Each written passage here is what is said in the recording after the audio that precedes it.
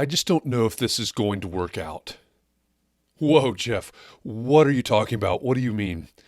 Well, earlier this morning, I was reading an article on brand messaging during this time of crisis.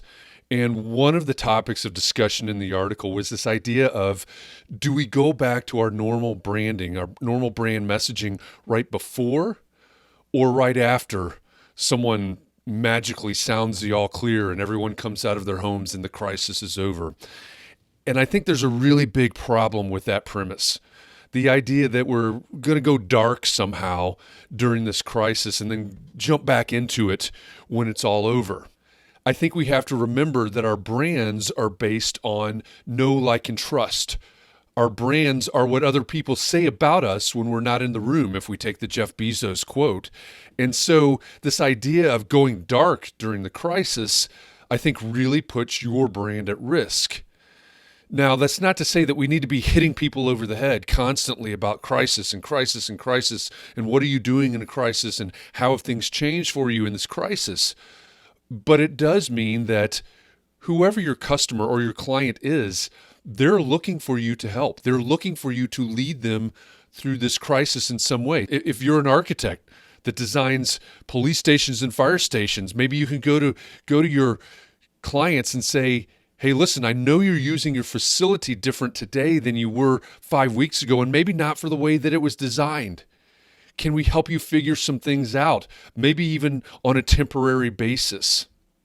Or if you're a photographer and you do some web work, there probably aren't a lot of people looking for photographers right now, but there are a lot of people thinking, one of the things I can do is spruce some things up and revamp this and change my website and my social media and things like that. The point is, there are things out there, there are needs that your clients and your customers have.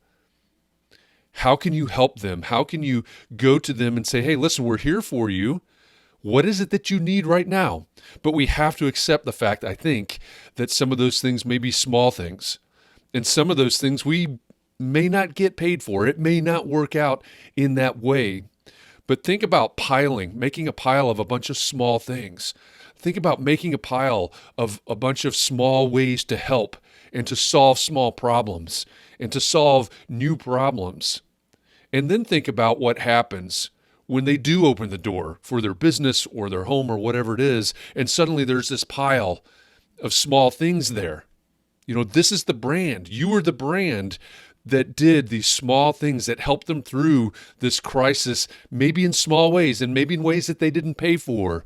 But if we're trying to build a strong brand, we have to build it. We have to build it from a foundation and continue to build upon that.